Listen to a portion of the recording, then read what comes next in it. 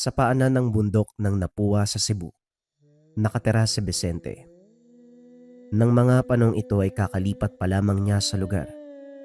Nagmula siya sa Davao, buhat ng isang katahimikan na hindi kailanman naging normal. Sa lugar na yon wala nang nanggagambalang nilalang. Ang mga dating pugad ay iniwan. Ang mga anino'y nagsitago. At sa gabi, tila nawalan ng matang nagmamasid. Hindi ito himala, ito ay takot. Sa Davao kumakalat ang bulong tungkol sa isang aswang na kumakain mismo ng kalahi. Ang hindi alam ng mga tao sa kanilang baryo na si Vicente ang sanhi kung bakit namamatay ang mga aswang na gumagala sa kanilang baryo maging sa mga karatig na lugar. Isa-isa niyang nililinis ang mga baryo na matagal nang pinamumugaran ng kasamaan hanggang sa wala nang natira na naglalakas loob na lumabas kapag sumasapit ang dilim. Ang mga aswang, nayok sa laman ay sila ang nagiging pagkain ni Vicente hanggang sa nawala na lang ang mga nilalang sa kanilang lugar na tila ba naglaho na parang bula. Nang mapagtanto na wala nang hinahabol, iniwan niya ang Davao. Umalis siya sa lugar. Sa kadailanan ang kanyang pinakamamahal na ama ay pumanaw dahil sa katandaan. Isa itong aswang na katulad niya, pero dahil sa tagal na namumuhay, marupok na ang pangangatawan. Ang tawag sa kanilang lahi ay mga agaras. Isang uri ng aswang na hindi nananalasa ng tao, bagkus sila ang kumakain sa kapwa aswang. Ang mga lahi nila ay kinakatakutan ng mga tiktik, balbal, maging ng mga gabunan. Kayang-kaya nilang patayin ang mga ito nang walang kahirap-hirap. Ang mga aragas may kakayahang mabuhay ng higit sa 2 siglo. Ayon pa kay Vicente, ang kanyang ama ay namuhay ng mahigit 200 taon. Nasaksiyan pa nito ang lahat ng digmaan. Sa ngayon sa kanilang lahi, silang mag-ama na lamang ang natitira. Hindi basta-basta nagpaparami ang mga aragas. Ang kapangyarihan na kumikilala sa tunay na aragas, nangangailangan ng sakripisyo, panahon at pahintulot ng kadiliman. Marami ang nabigo at ang mga nagpumilit ay nauwi sa pagkabaliw o tuluyang nawala sa anyong tao.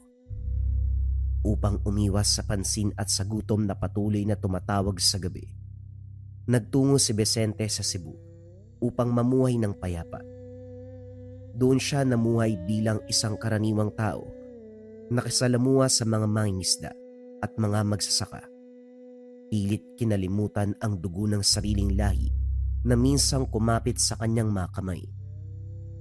Ngunit sa hindi inaasahang pagkakataon, doon niya nasilayan ang muling pag-usbong ng kasamaan. Isa-isang nawawala ang mga bata sa isang liblib na barangay malapit sa baybayin. Ang mga matatanda, bumubulong ng pangalan ni Aling Isabela, isang kilalang albularyo na hindi umano matagal ng patay, ngunit muling nagpapakita tuwing gabi.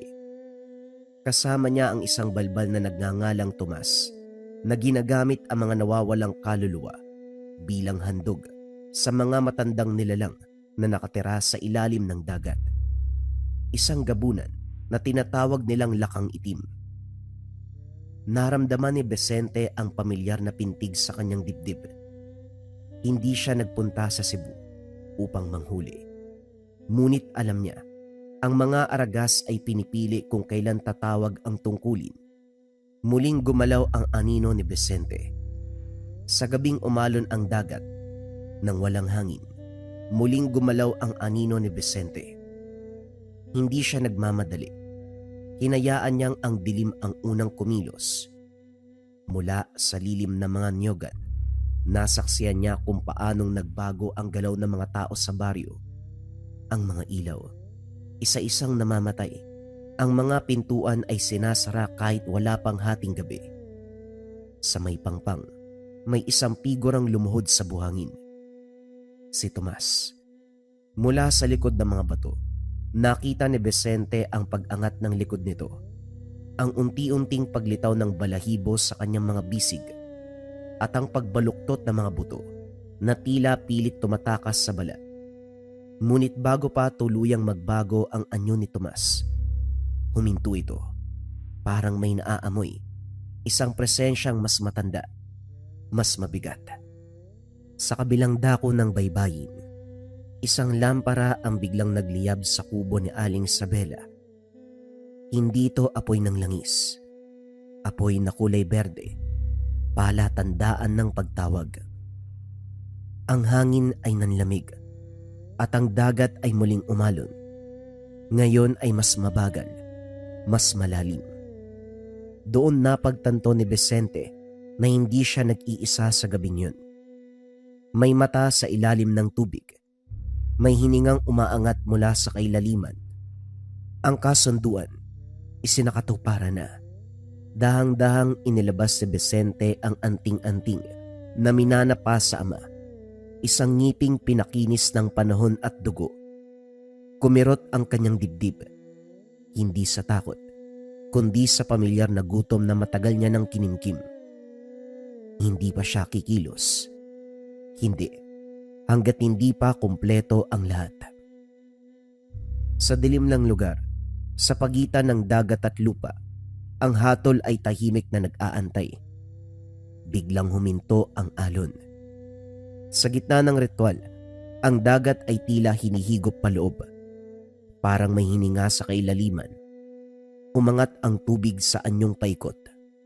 At mula sa pusod ng dilim, unti-unting lumitaw ang isang anino, mas malaki kaysa sa bangka ng mangingisda. Ang ibabaw ng dagat ay nabiyak.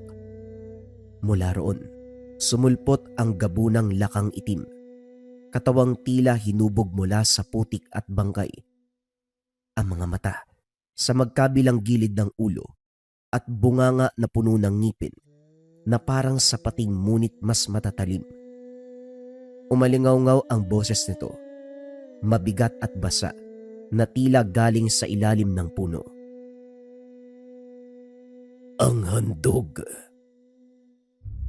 Napalunok si Tomas habang nanginginig ang kanyang katawan. Si Aling Isabela ay lumuhod. Itinaas ang anting-anting na yari sa buto. Sinimulang bigkasin ang huling bahagi ng ritual. Nang sandaling yun, bumagsak ang dilim. Isang iglap. Ang apoy sa paligid ay namatay. Ang mga simbolo sa buhangin nadurog. Parang winasak ng hindi nakikitang kamay. Isang malalim na ungol ang pumunit sa katahimikan. Hindi mula sa dagat, kundi mula sa lupa. Mula sa mga anino ng nyogan, lumitaw si Vicente. Hindi na siya anyong tao. Ang kanyang katawan ay lumaki at tumigas. Ang mga kalamnan, umumbok na parang hinubog ng bato. Ang kanyang mga ngipin, humaba at kumislap sa liwanag ng buwan. Matutulis sa parang punyal. Ang kanyang mga kamay ay naging makuko at mahaba, matatalas at tandang pumatay. Mula sa kanyang likuran, humampas ang isang buntot, makapal at baluktot.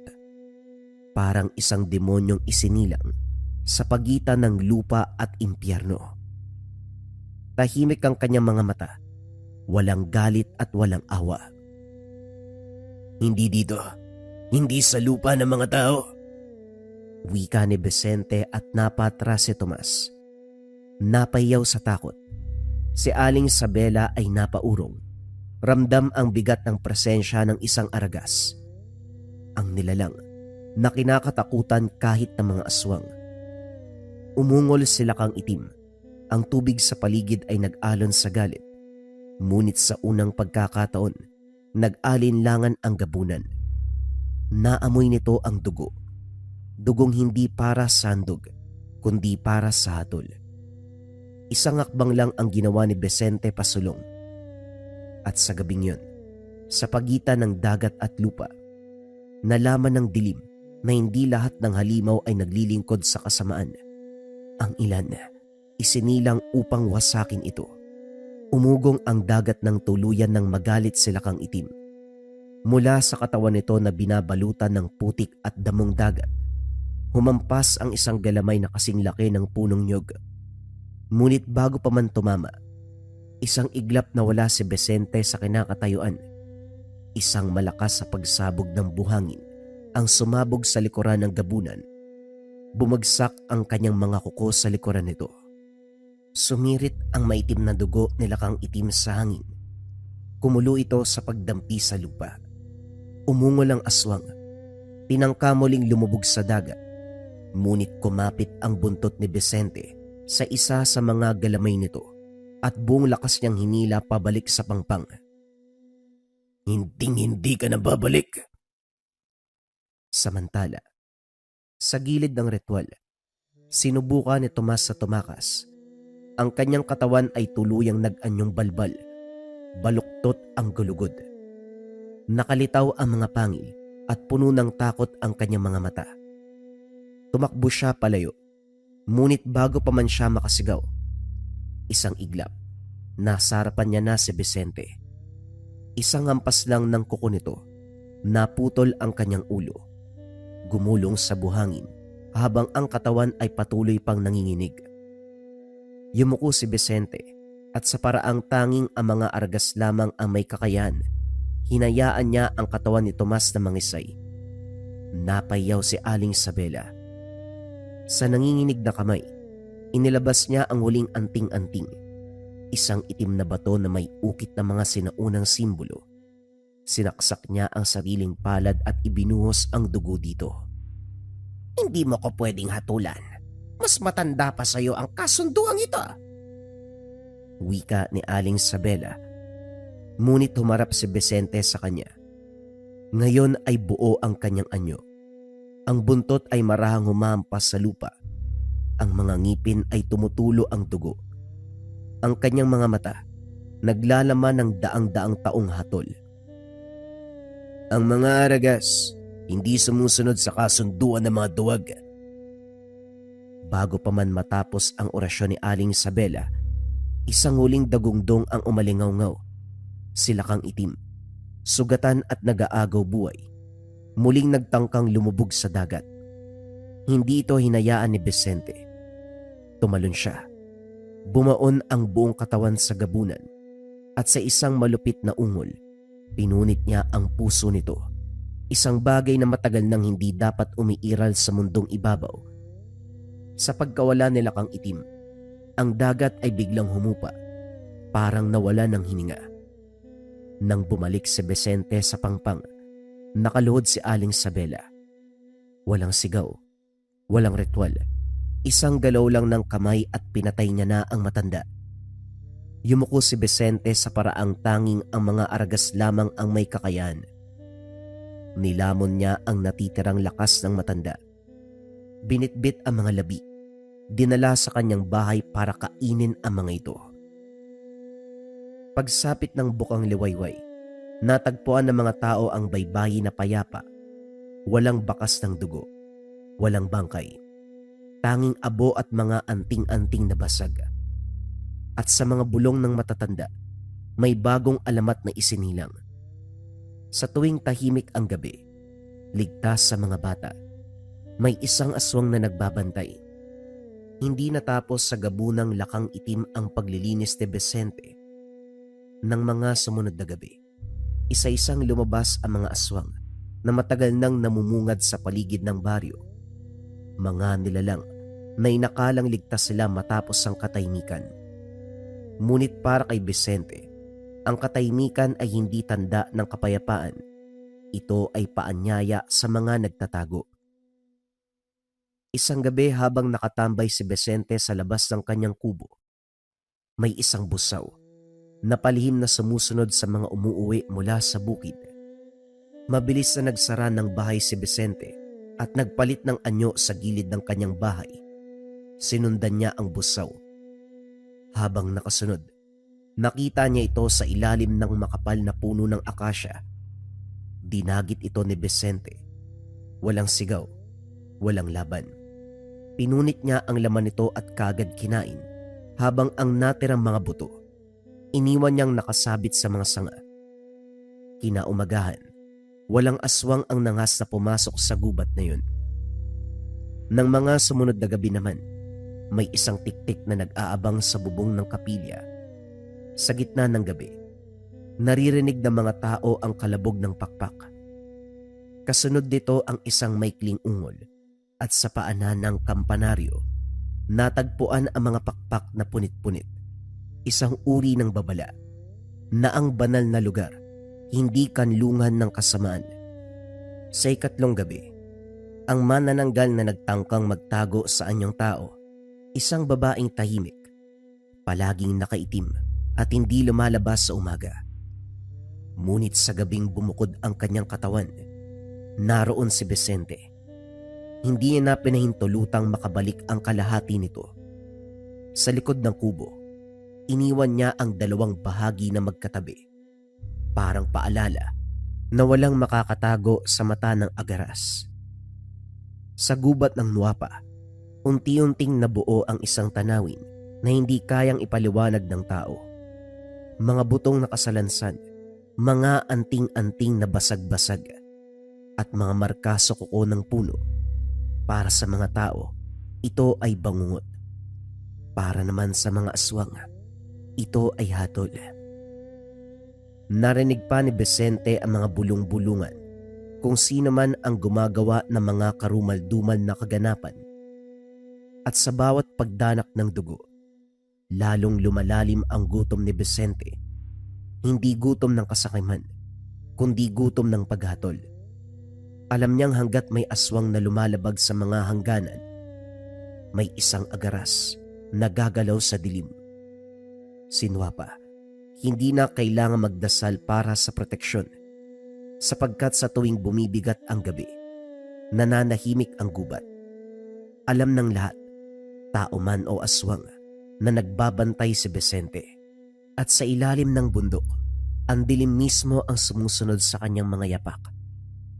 Matapos ang sunod-sunod na paglilinis ni Vicente sa Nuwapa, dumating ang panahon kahit ang gubat ay tila nagbabantay na para kay Vicente. Ngunit alam niya na hindi lahat ng kasamaan ay kayang tapusin ng lakas lamang. May mga sumpa na mas malalim kaysa sa kuko, at may mga ritual na hindi kayang pigilan ng dahas.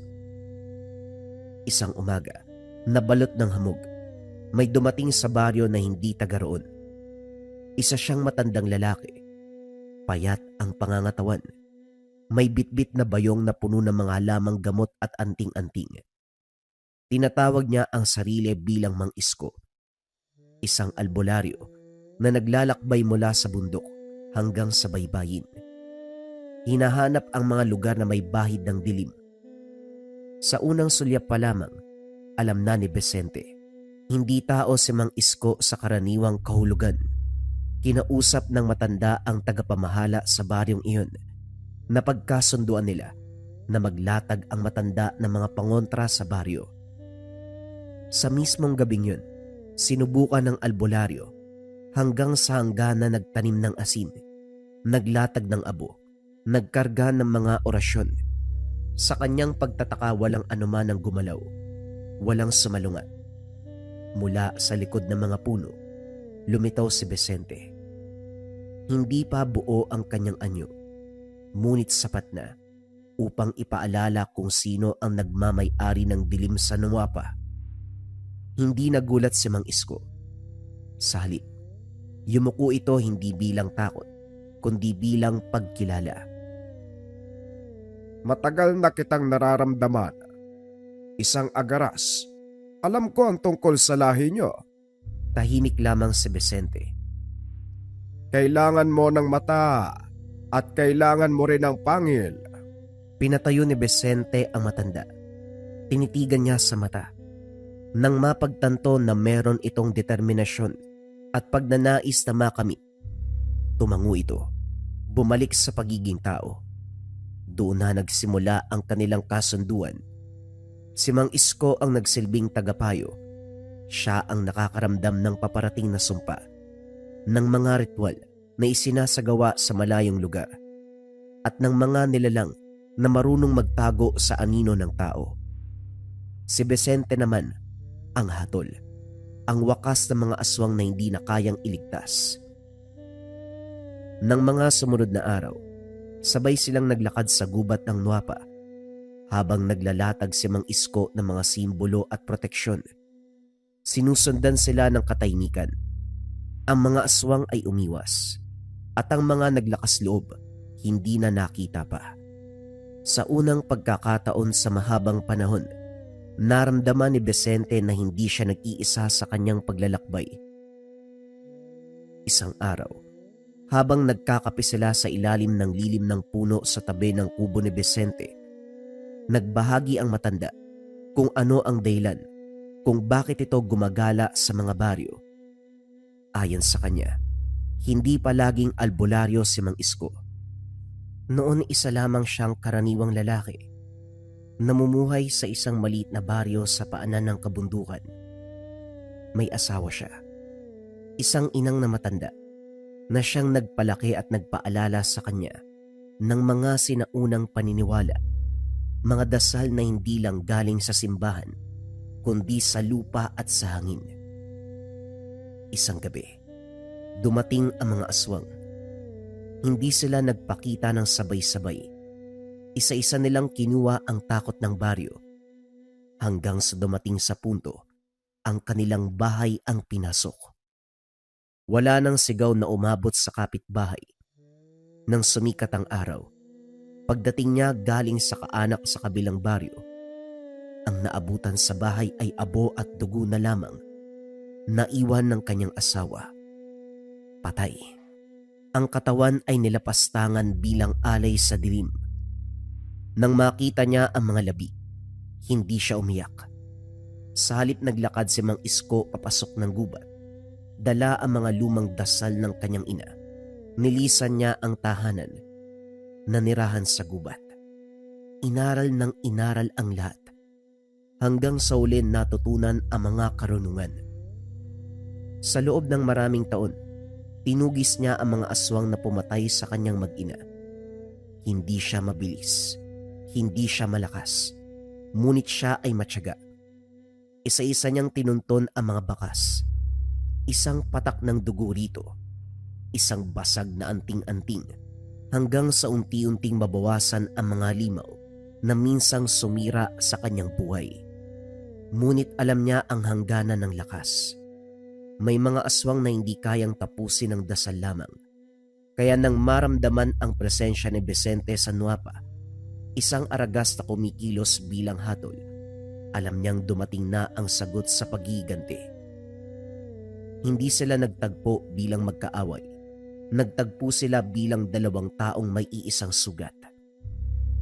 Mula noon, si Mang Isko ang nagdadala ng alaala ng mga pinatay at si Vicente ang nagdadala ng wakas.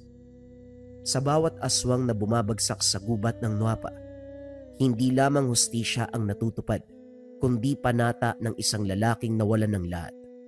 At sa tuwing sinisindihan ni Mang Isko ang insenso para sa kanyang mag-ina, alam niya na hindi sila nag-iisa sa dilim. Matapos ang ilang araw, naging payapa ang kanilang lugar. Si Mang Isko naman, doon na nanirahan pansamantala sa bahay ni Vicente. Hindi lahat ng aswang na pinatay ni Mang Isko ay nagdala ng kapayapaan sa kanyang dibdib. May isa na patuloy na sumusulpot sa kanyang mga panaginip. Isang anyo na hindi niya kailanman nakalimutan. Hindi tulad ng karaniwang balbal o tiktik na umatake dahil sa gutom. Ang aswang na yun, marunong maghintay, matalino at marunong makiramdam.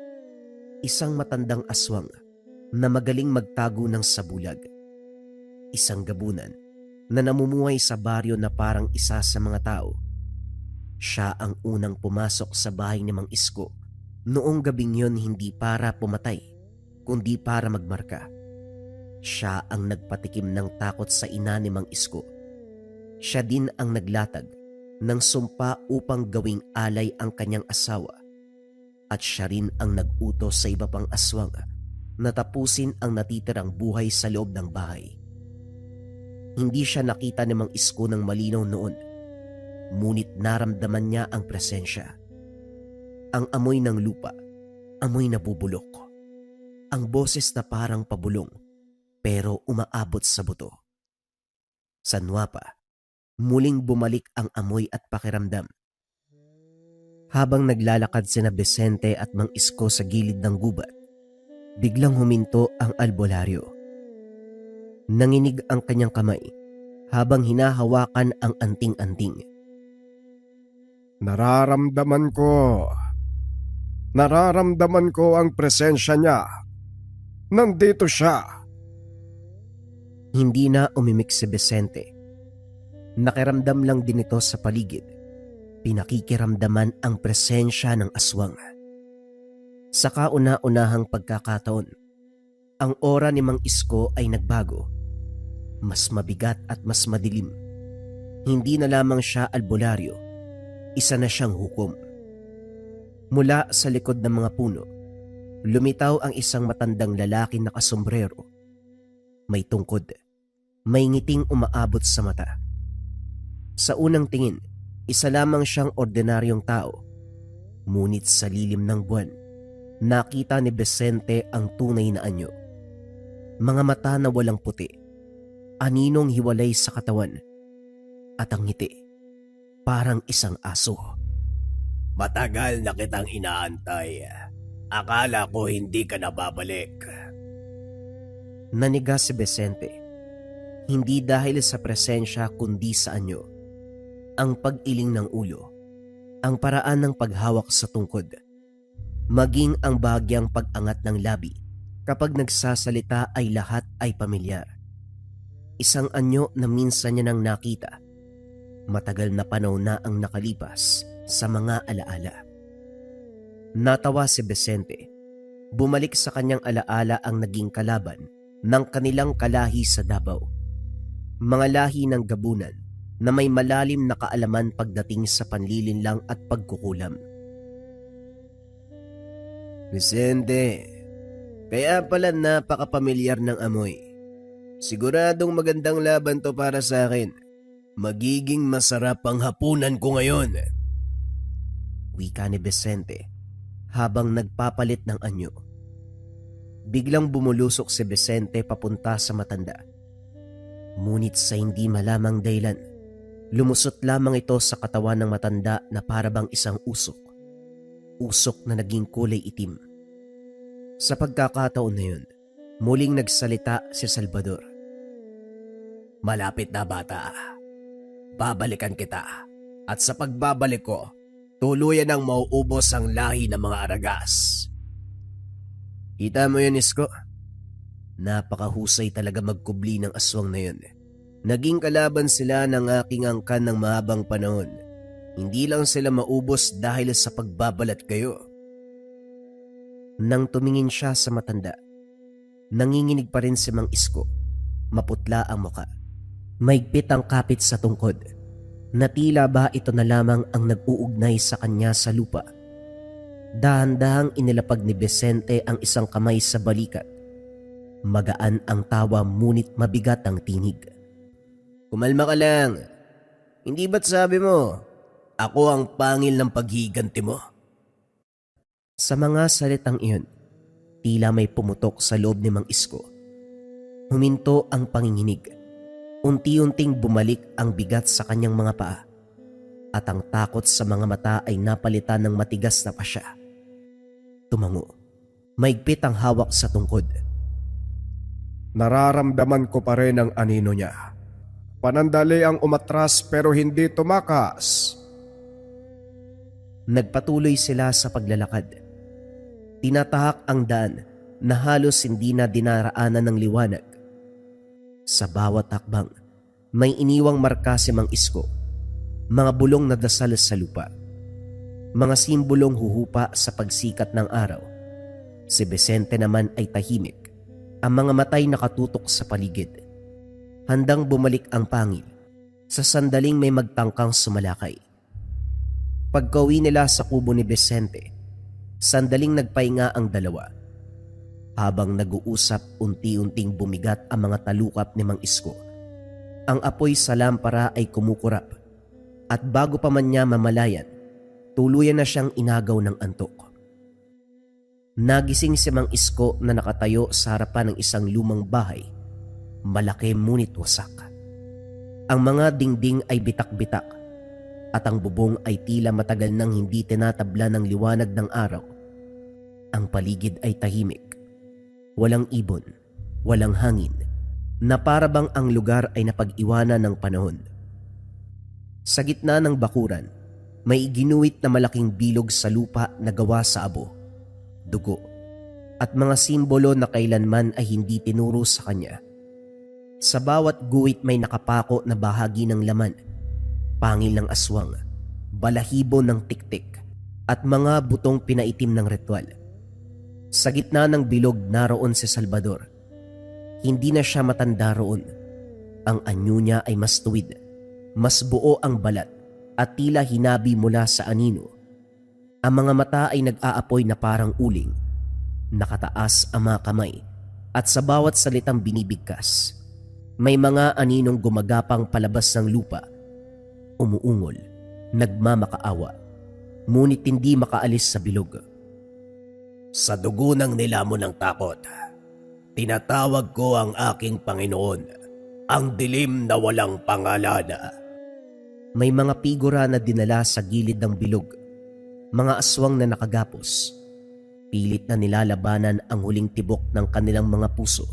Isa-isa silang kinagat ni Salvador, hindi para patayin, kundi upang pigain ang kanilang lakas. Ang dugo ay dumadaloy sa mga simbolo, at ang bilog ay nagliyab sa itim na apoy. Umuga ang lupa. Mula sa ilalim ng bahay may isang aninong umangat. Malaki, walang hugis, ngunit ramdam ang presensyang kayang lunurin ang liwanag. Nang sumilip ang anino, napaluhod si Mang Isko. Alam niya ang pakiramdam, isang sumpang kayang pumatay ng baryo sa isang gabi. Kapag natapos ang ritual, wala nang makakapigil. Biglang tumingin si Salvador, diretso kay Mang Isko. Sabihin mo, Agaras, may 7 gabi na lang siya. Isang malakas na dugungdong ang yumanig sa paligid. Napabalikwa si Mang Isko. Pawis na pawis. Ang hiningay putol-putol. Ang lampara sa kubo ni Vicente ay patay na. At sa labas, ang gabi ay masyadong tahimik. Alam niya ngayon, hindi na ito simpleng pangangaso. Isang ritual ang kailangan at isang pangil ang kailangan bumagsak bago sumapit ang 7 gabi. Madaling araw nang magising si Mang Isko. Tahimik ang kubo ni Vicente. Tanging lagitik ng kahoy at mahinang paghinga lamang ang maririnig. Umupo siya sa gilid ng banig. Nanginginig ang kamay na hinimas ang noo na basa pa ng pawis. Hindi na siya nagdalawang isip. Tinawag niya si Vicente. Sa isang kisap mata, naroon na ang Agaras. Gising, alerto. Ang mga mata ay nagliliwanag sa dilim na para bang handa sa anumang panganib. Nanaginip ako. Hindi ito karaniwang panaginip. Isang uri ng ritual. Wika ni Mang Isko. Ang tinig ay mababa ngunit may bigat. Tahimik si Vicente. Hindi siya umupo. Nanatili siyang nakatayo at nakikinig. Pinaliwanag ni Mang Isko ang lumang bahay na nilamon ng panahon. Ang bilog na iginuwit sa abo at dugo. Ang mga aswang na inalay ng buhay. Ang itim na apoy na sumiklab sa lupa. Habang nagsasalita ang albularyo, unti-unting bumigat ang hangin sa loob ng kubo. Nang banggitin niya ang paglitaw ng anino mula sa ilalim ng lupa, napakunot ang noo ni Vicente. Yan ang paraan nila upang humingi ng basbas. Tumango si Mang Isko. May tinawag siyang Panginoon ng Dilim. At bago ko magising tumingin siya sa akin, sinabing may 7 gabi ka na lang. Hindi gumalaw si Vicente. Sa halip humakbang siya palapit sa bintana, tumingin sa labas. Sa gubat na balot pa rin ang dilim. Ilang sandali ang lumipas bago siya nagsalita. 7 gabi. Sapat na yon para sa akin. Wika ni Vicente. Parang sinusukat ang bigat ng oras. Lumingon siya kay Mang Isko at sa unang pagkakataon may bahid ng ngiti sa kanyang mga labi, hindi ng saya, kundi ng katiyakan. Hindi niya matatapos ang ritual. Hindi, hanggat humihinga pa ako. Huminga ng malalim si Mang Isko. Kung tama ang nakita ko, hindi siya nag-iisa. May mga bantay na handang ialay. Kaya hindi tayo lalapit bilang tao. Agawin natin ang gabi bago pa niya angkinin. Sa pagitan ng dalawa may katahimikang puno ng pasya. Ang panaginip ay naging babala at ang babala ay naging hatol. Sa labas ng kubo, ang unang ibon ng umaga ay umawit, hudyat na may 7 gabi na lamang bago sumapit ang dilim ng demonyong walang pangalan. Hindi na nag-intay ng pagsikat ng araw si Mang Isko. Sa loob ng kubo, inilabas niya ang mga gamit na matagal nang hindi nahahawakan. Mga butong pinakinis ng panahon, anting-anting na may bitak na parang may sariling tibok at isang lumang aklat na balot sa itim na tela. Bawat pahina ay may amoy usok at dugo. Tanda ng mga ritual na isinasagawa para pigilan ang malakas na puwersa ng dilim. Hindi ito pangwasak, panlaban lamang, para painain at para makita ang kahinaan ng kalaban. Pinahid niya ang abo ng sinunog na dahon ng santol. Binasbasan nito ng dasal na hindi binibigkas ng malakas. Ang mga simbolo ay unti-unting nagliwanag, hindi sa apoy, kundi sa malamig na sinag na parang buwan. Samantala si Vicente, naganda na rin sa sariling pamamaraan. Nag-usap silang dalawa kung saan napagkasunduan nila na magmamasid si Vicente sa lugar at si Mang Isko naman ay gagawa ng ritual upang pigilan ang binabalak ni Salvador. Binagtas ni Vicente ang daan, mag-isang nagtungo sa lumang bahay na nakita sa panaginip ni Mang Isko. Hindi niya itinago ang presensya, hinayaan niyang maramdaman siya ng dilim. Ang mga puno, tila umurong, at ang lupa na tinatapakan, bagyang lumubog sa bigat ng kanyang hakbang. Mula sa lilim ng isang wasak na bakod, pinagbasdan niya ang bahay. Masyado itong tahimik. Walang kuliglig, walang huni ng ibon. Ngunit alam ni Vicente na ang katahimikang iyon ay puno ng pagbabantay. Sa ilalim ng lupa may mga ugat na hindi halaman ang pinagmulan. Sa dingding, may mga anino na hindi tugma sa hugis ng buwan. May gumalaw. Isang figura ang lumitaw sa bintana. Sa ikalawang palapag, isang aswang na hindi buo ang anyo. Tila kalahating katawan nito ay aswang at ang kalahati naman ay laman ng tao. Sinubukan itong sumilip. Ngunit nang magtagpo ang mga mata nila Vicente, napaatras ito na parang nasunog. Hindi pa ngayon, pero pinapangako ko, uubusin ko kayong lahat. Sa kubo, biglang napahinto si Mang Isko. Ang apoy ng lampara ay patay-sindi at ang simbolo sa lupa ay kumislap ng sabay-sabay. Nakita ka na niya, Vicente, pero hindi ka kayang salubungin. Sinundan pala siya ng matanda na tila ba nangungusap ito kay Vicente kahit nasa malayo. Bumalik ang katahimikan. Kumabig si Vicente sa gilid ng kahoy at patuloy na nagmasid. Bumalik ang katahimikan. Kumabig si Vicente sa gilid ng kahoy, patuloy na nagmamasid. Hindi siya gumalaw. Maging ang paghinga niya ay hinayaan niyang maglaho sa dilim. Ang mga mata lamang ang gumagalaw. Sinusukat ang bawat anino na hindi tugma sa liwanag ng buwan. Mula sa ilalim ng lumang bahay, may kumaluskos. Hindi yabag, kundi parang paggapang ng laman sa lupa. Isang amoy ang dahan-dahang kumalat. Halo ng lumang dugo at basang lupa. Ang amoy ng mga alay na hindi kailanman nabigyan ng libing. May lumitaw sa gilid ng bakuran. Isang aswang. Pahaba ang liig. Ang mga mata ay hindi marunong pumikit. Sumilip ito sa paligid. Umaamoy at naghahanap. Hindi nagmadali si Vicente.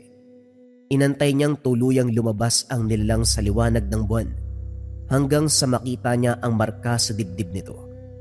Isang simbolo na bahagyang nag-aalab, bantay o alay. Hindi na ito mahalaga kay Vicente. Sa isang kisap mata, kumilos si Vicente. Hindi siya sumigaw, hindi rin nagpalit ng anyo. Isang hakbang lamang. Isang iglap ng lakas ang kanyang kuko ay bumaon sa dibdib ng aswang. Naputol ang ungol bago pa man makalabas sa lalamunan. Hinila niya ang katawan sa likod ng kahoy palayo sa liwanag. Isang maikling galaw, isang malutong na tunog na binaklas na buto at tapos na. Muling bumalik ang katahimikan. Ngunit sa loob ng lumang bahay, may isang mata na nakamasid. At sa ilalim ng buwan, dahang-dahang isinara ng dilim ang mga mata nito na parang nasiyahan. Pagsikat ng araw, may natagpo ang bangkay sa gilid ng gubat. Isang balbal na binalatan ng buo. Iniwan sa paraang hindi kayang gawin ng karaniwang aswang. Alam ng mga nilalang sa paligid ang mensahe. Tahimik si Vicente. Hindi siya naglinis ng bakas. Ang takot ang dapat kumalat. Sa mga sumunod na araw, ang mga kaganapan naman na ginawa ni Salvador ay upang hamakin sila Vicente at Mang Isko. Sa ikalawang araw ay sinubok ni Vicente ang hangganan. Mga aswang na tagasilip ang pinadala. Mga nilalang na sanay na magtago at magmasid. Isa-isa silang nawala. At ang katahimikan ay naging sandata ni Vicente. Samantala, si Mang Isko ay nagsimulang maglatag muli ng ritual panlaban sa mga dasal at simbolo na unti-unting nagpapahina sa galaw ng dilim. Sa pangatlong araw naman, bumigat ang paligid. Ang mga alay ni Salvador ay dumami. Mas marahas, mas gutom. Dito naramdaman ni Mang Isko ang unang tawag mula sa ibaba. Isang siwang na muntik ng magbukas dahil sa pagkakamali ng ritual. Kung hindi niya ito napigil, maaaring natapos ang lahat sa gabing yun. Sa ika-4 na araw nagbago ang taktika ng gabunan. Hindi na lamang mga bantay ang pinadala, kundi mga anino, ilusyon at bakas ng presensya upang lituhin ang agaras. Ngunit hindi nalinlang si Vicente. Ang kanyang mga mata ay hindi sa anyo tumitingin, kundi sa bigat ng lupa at galaw ng hangin. Sa ika-5 araw, dumating ang pinakamasahol na katahimikan. Walang umatake, walang gumalaw. Ngunit sa kubo, halos bumigay si Mang Isko sa pagpigil sa pintong gustong bumukas. Doon niya nalaman ang katotohanan na hindi nagmamadali si Salvador. Hinahanda niya ang sarili. At sa ika-6 na araw, tuluyang kumilos ang albularyo. Sa gitna ng gabi, binawi ni Mang Isko ang mga simbolo. Binasag ang ugnayan ng dugo at anino at pinutol ang ritual na ginawa ni Salvador bago pa ito matapos. Umuga ang lupa, napunit ang bilog, at ang tawag sa Panginoon ng dilim nauwi sa isang sigaw na hindi nasagot. Ang kapangyarihan ni Salvador ay napigil, hindi nawasak, ngunit naputol. Ang ritual ay bigong maisakatuparan. Sa ika-7, ang huling araw, sa wakas ay nagharap silang dalawa. Nagbabaga ang galit sa anyo ni Salvador. Wala na ang balat kayo. Wala na ang mga dasal na bumubulong sa dilim. Ang katawan ay punong-puno ng puot. Ang mga ugat, umuumbok na pilit pinipigilan ang puwersa. Ang ritual na kanyang inalay, ang 7 gabi ng dugo at panalangin ay naputol. Alam niya kung sino ang may kasalanan. Pinakialaman nyo ang hindi dapat. Ang ritual na yon ang magbubukas ng pintuan. Sa likuran, bahagyang nakatayo si Mang Isko. Hawak ang anting-anting na halos maabuna sa lakas ng dasal. Nanginginig pa ang kanyang mga kamay, ngunit matatag ang titig. Sa harap niya, humakbang si Vicente. Hindi galit ang nasa mukha ng Agaras. Nakangiti ito. Isang mabagal at mapanganib na ngiti. Hindi makikita sa tao. Ang buong anyo niya ay ganap na Agaras. Matipunong katawan. Pangil na tila handang bumaon. Mga kuko na kumikislap sa liwanag ng buwan. Ang buntot niya ay marahang humahampas sa lupa. Wari ba sabik na sabik. Parang isang mandaragit na sa wakas ay hinarap ang matagal nang hinahabol. Sayang no? Muntik mo na sanang matapos yung proseso kung hindi ka lang pinutol 5 isgo. Lalong nagdilim ang mga mata ni Salvador. Ngunit si Vicente ay tuwang-tuwa. Sa bawat akbang niya palapit, mas lalong lumalalim ang ngiti sa kanyang mga labi. Hindi niya itinatago ang hangarin. Sa harap niya, hindi kaaway lamang ang tingin kay Salvador. Ito ay pagkain din na kaya niyang lantakan ng mabilisan. Sa ilalim ng buwan, nagbago ang galit at gutom. At sa pagitan nila, alam sa sarili na isa lang ang lalabas ng buhay. Unti-unting nawala ang ngiti sa mukha ni Vicente sa kadahilanang hindi na pwedeng maliitin ang kanyang kalaban. Hindi na nag-intay si Salvador. Sa isang iglap, ang kanyang katawan ay nabiyak ang balat. Bumuka na parang punit na tela. Mula rito lumabas ang tunay na anyo ng gabunan. Ang mga buto niya ay humaba. Ang mga braso naging parang mga kawit. At ang bibig ay nahati hanggang dibdib. Nagpalabas ng sigaw na may halong dasal at sumpa. Sumalakay siya. Ang lupa ay gumuho sa unang hampas ng kanyang kamao. Lumipad ang mga tipak ng bato habang umaatras si Vicente, hindi sa takot kundi sa pagtatansya. Ngumiti pa rin si Vicente. Sa isang kisap mata, naglaho siya sa paningin ni Salvador at muling lumitaw sa gilid. Isang malutong na hiwa ang gumuhit sa likod ng gabunan. Bumuka ang laman. Umagos ang itim na dugo. Umungol si Salvador. Pinaikot ang katawan. Hinampas si Vicente ng mga kamay nito. Tumama ito sa dibdib ng Agaras na nagpalipad sa kanya patungo sa mga puno. Nabali ang isang puno sa lakas ng salpok. Tumayo si Vicente, duguan at tumawa. Ganyan ba talaga kalakas ang alay ng Panginoon mo? Sumugod si Vicente at hindi na nagkubli. Buong lakas niyang sinunggaban ang isang braso ng gabunan at kinagat. Lumagutok ang buto. Naputol ang braso at tumilapon sa lupa. Ngunit sa halip na umatras, natuwa si Salvador. Mula sa naputol na sugat, gumapang ang anino. Bumuo ng bagong braso, mas mahaba at mas matulis. Hindi mo ko mauubos! Sinaksak niya si Vicente sa tagiliran. Bumaon ang kuko hanggang laman. Dumugo ang Agaras. Tunay na dugo, mainit at mabigat. Huminto ang ngiti ni Vicente pero hindi siya bumitaw. Sa halip hinigpitan niya ang kapit at hinampas ang ulo ni Salvador sa lupa hanggang sa mabiyak ang lupa sa ilalim nila. Muling tumingin si Salvador, duguan at humihingal. Sa pagkakataong iyon nagbanggaan ang titig nila. Hindi ito laban ng lakas lamang, ito ay laban ng lahi. Sumigaw si Salvador at binigkas ang isang lumang sumpa. Umikot ang hangin, nagdilim ang langit at ang lupa ay nagsimulang bumaon. Mula sa paligid, sumulpot ang mga anino na parang kamay, humawak sa mga paa ni Vicente. Ngumiti si Vicente. Isang malalim na ungol ang lumabas sa kanyang dibdib. Ang ungol ng Agaras.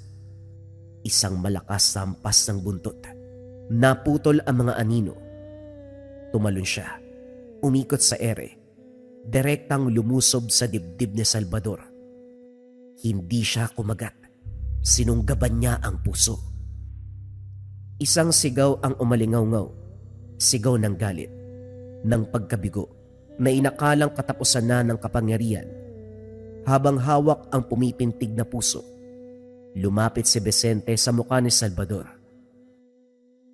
Ngayon uubusin kita. Hanggang sa makontento ako. Isang malakas sa piga. Tumigil ang pintig. Bumagsak si Salvador sa lupa. Ang katawan ay unti-unting nawalan ng lakas. Ilang segundo ang lumipas na walan ito ng buhay. Matapos noon ay nilantakan nito ni Vicente sa harap mismo ng matanda. Muntik pa itong maduwal. Naging tahimik ang gubat matapos ng kaganapan. Unti-unting bumalik sa anyong tao si Vicente. Duguan, sugatan, ngunit nakatayo.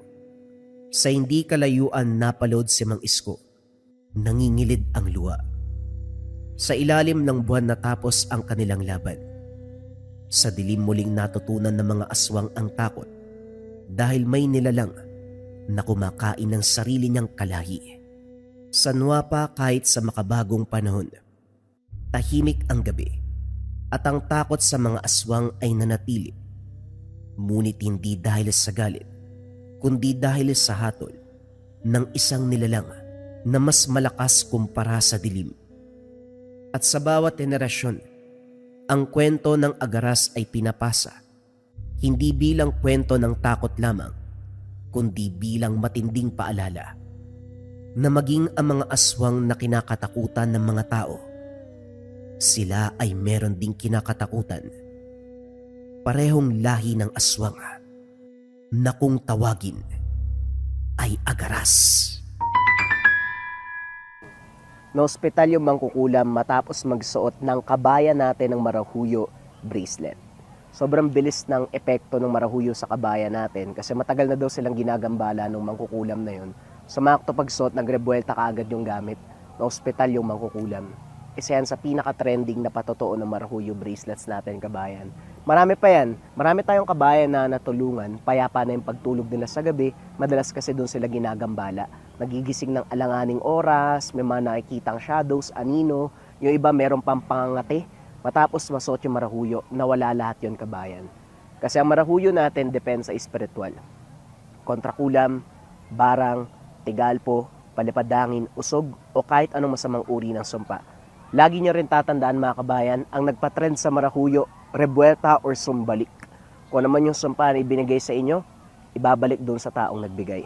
Kung interesado ka sa marahuyo, kabayan, check mo yung yellow basket sa baba or visit mo lang yung shop ng Lika Merchandise. Mag-ingat sa mga scammers.